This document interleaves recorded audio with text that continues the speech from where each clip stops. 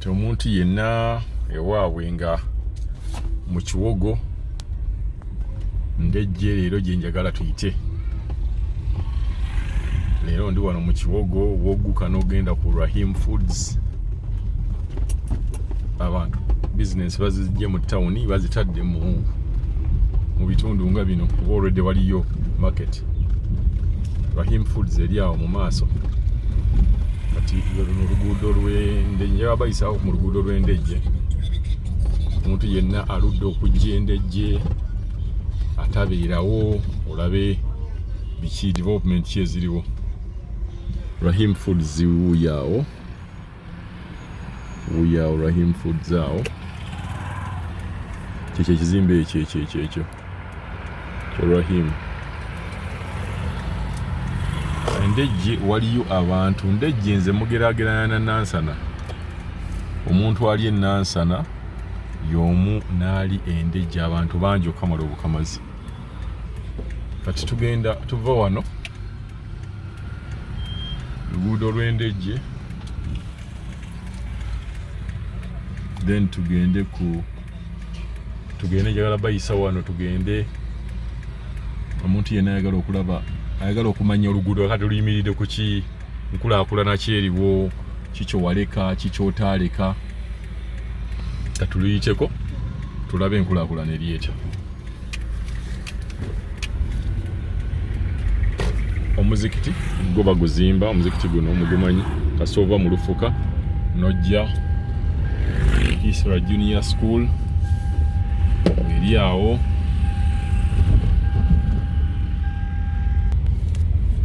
Isra Junior School tugirabye, maduuka ago gaagaawo. Abantu ennaku zino e Uganda bazimba bagenda waggulu. Bagambye bw'ogula ploti yo ky'olina okukola bwezimba buzimbi ground floor otandikire okugende waggulu, ploti z'olinayo mpitirivu obungi. Ekikubo kino kye kigenda mu Kibutika. Ekkubo ly'omu Kibutika bagenda kutandika okubeera nga nabo baliwa chorus eryo erigenda mu Kibutika. Karen Kindergarten nayo weeri. Tweyongerayo Nice Islamic School. Amasomero mangi nnyo Endejje lwa nsonga nti n'abantu bangi. King David Junior School. Amasomero mayitirivu obungi Endejje.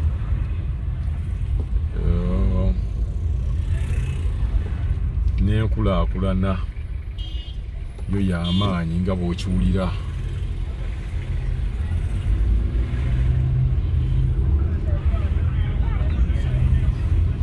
Ndejje osobola okwejjukanya n'ogamba owaffe oyitaawo,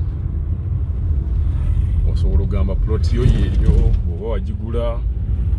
Ekikubo ekyo kyambuka nakyo ne kigwa mu Kibutika bw'oba okiyiseeko awo. Bukalina kati waliwo kakalina nga akakali mu maaso awo, kayinza okuba kali ku fuuti 25 ku 3. N'olaba oli yakataddewo bulungi nnyo n'abeera nga yeeyongera bweyongezi okuzimba waggulu. Bagiyita Cassava House. So obutono bwa ploti kasita obeera nga ogiyina ddala ng'eri ku main, manya nti osinga omuntu alina eka ekyamuliibwa oba eruweero oba emasaka eyo. Mulaba development engeri gye zigendamu.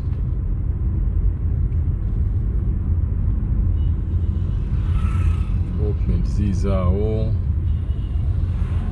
omuzikiti nagwo guugwawo, era ekikubo kino yakyera kigwa mu Kibutika. Ndejje mu Kibutika bikubo ebimu ebirowoozebwa okubeera nga bigenda kubeera nga biyiibwa chorus. Abantu bangi nnyo Endejje, emmotoka nnyingi nnyo Endejje, kyobula abantu abasinga kugamba obungi bw'emmotoka bulabika buyitirivu. Kyobula abantu abasinga nti bw'afuna ka area akataliimu kintu kyonna akuba obukubi kayumba ng'agamba nti agenda kuteekawo parking. Nti abapangisa bangi e Uganda ennaku zino abaguddewo omuzigo okubeera nga bagula emmotoka.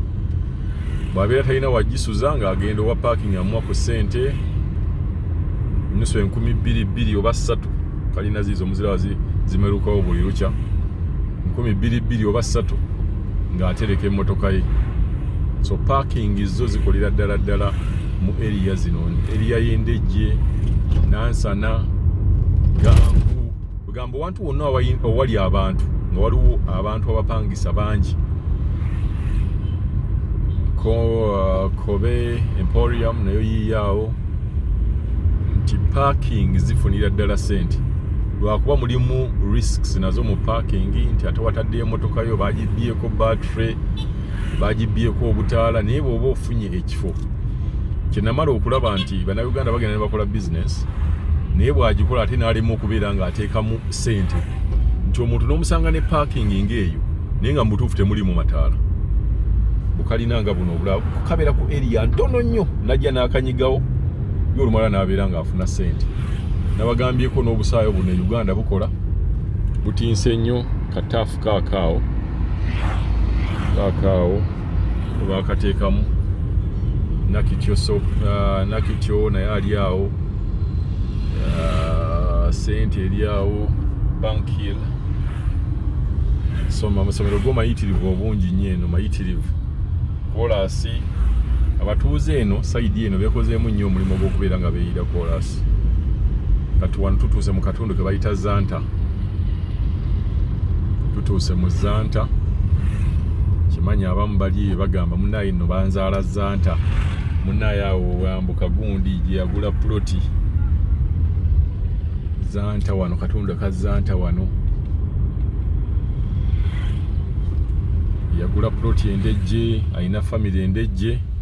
Osobola okwejjukanya. Ndowooza mulaba ekintu kye mbagambye, ekintu kya parking washing bay. Bw'obeera n'ekitundu ekinene Endejje oba mu bitundu ebirina abantu abangi, parking washing bay eyo bizinensi namu nnyo. Omuntu ayinza okuba ng'akuŋŋaanya emitwalo gye between 2 ku 4 okusinziira ekifo ky'olina. Oba abakuba mu parking n'abakuba mu kwoza emmotoka, ate olumala oluusi batera okuteekawo ng'awo baalabaala ng'awo ekyaki eyo St. Mary St. Mary bagiyita St. Mary CBS Powesa weri wano. Kyo kyendabye Endejje ekintu kye bayita amasomero, parking, nnyumba z'abapangisa z'ompitirivu, abo bawola ssente. Kamotoka ako buli bw'okalaba nkagenza ow'omuntu manya bazze zinona oba bazze zimuwa oba bazze kubeera nga bamugamba tayimu eweddeyo.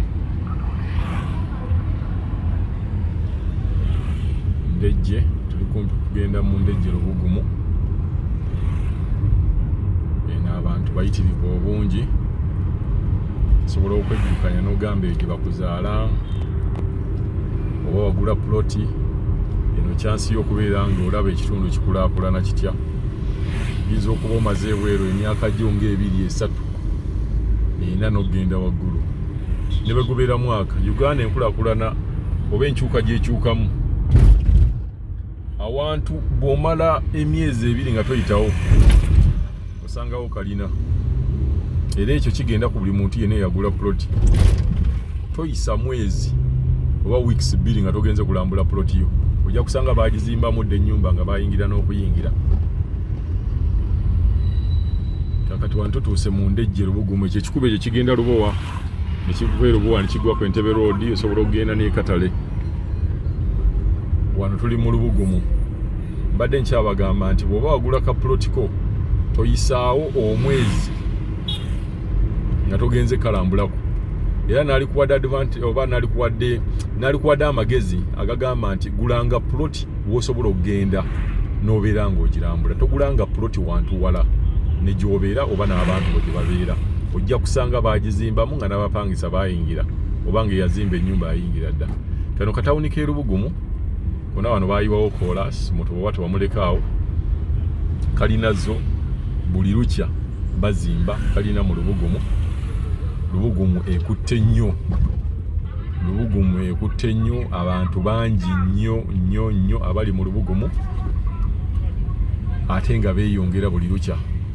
Lwaki abantu beeyongera mu sayidi z'eno Ndejje, Nansana, ndi buploti obuliyo obuploti bwandagaano buploti butono ate bwalayisimu nti omuntu bajja musaliza nti 5 kwa 5 njagala miliyoni 2.25 kati sente ezo abantu baziina okusinga bona omutwala n'omugamba gaba road nti ploti yayo ya miliyoni 3-4 omuntu sente ezo abataziina noza amayumba mugalaba so eno area yo ina abantu bangi kola asakomye wano naye nga bagenda kubongerayo by the moment akomaawo naye nga bagenda kumwongerayo aguke ku express highway kabanga katono nnyo mu dakiika katono nnyo tugenda kubeera nga tutuuse ku express highway ekibeera kiraga nti omuntu we babeera bakuwadde obanga ofunye chance y'okugula plot mu area ng'eno gula kuba kolasi wano saawa yonna agenda kubeera nga alomawo nti byebino ebitundu babeŋŋamba nti omuntu bw'obanga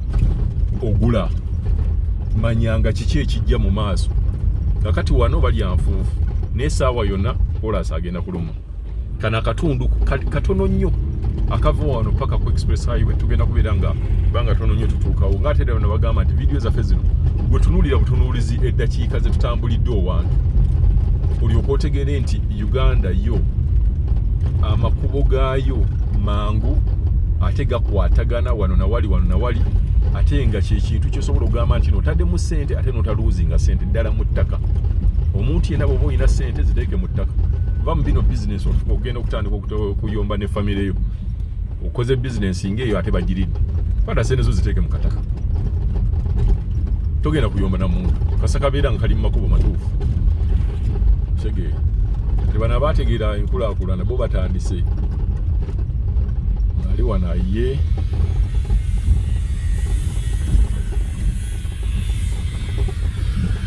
enkulaakulana mugiraba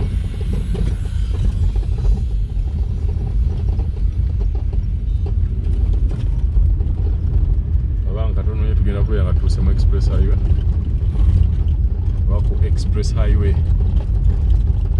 temanyi zibiri eddakiika between eddakiika nga 2.5 ku dakiika 3.5 okuva wali kolasi we bataamuteeka kati areas nga zino olaba akati ng'ono yagamba kanteekewo ekizimbe kyange enkulaakulana egenda kubeera nga ensanga kolasi ajja mmusangayo bantu bayitirivu obungi abali eno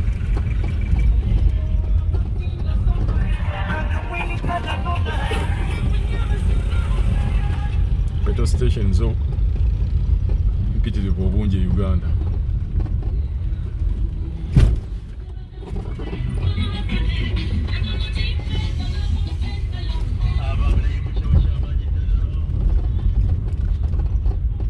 amasomero mugalabaawo Sheikha bin Said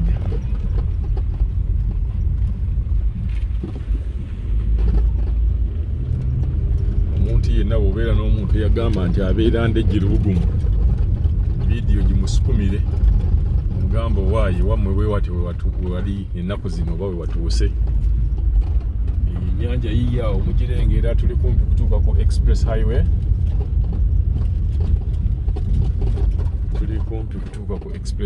kugamba akabanga katono nnyo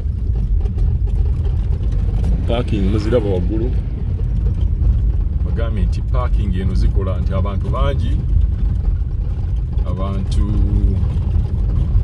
tebannazimba bapangisa naye balina amamotoka so gwe kyokola abeera n'akatakako mu kifo kyokkalekaawo nga tekaliimu kintu okubeera nga abantu bajja kujja bakabbe oba bakaferereko butiiki muziraba okateeka mu buteesi parking ng'osolooza ne bw'oba ojjawo emitwalo 3 buli lunaku tekibeera kibi omwezi gyo gy'emitwalo 9 okusinga puloti okubeera awo nga nkalu ofuna akasente ako n'obeera ng'okajjamu Ndejje Lubugumu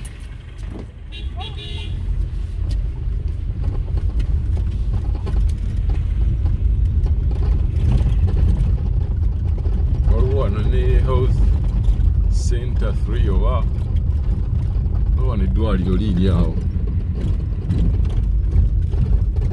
yamakindi esaabagabo enkulaakulana ndowooza mugiraba waggulu eri mulaba enzimba gye bazimbayo.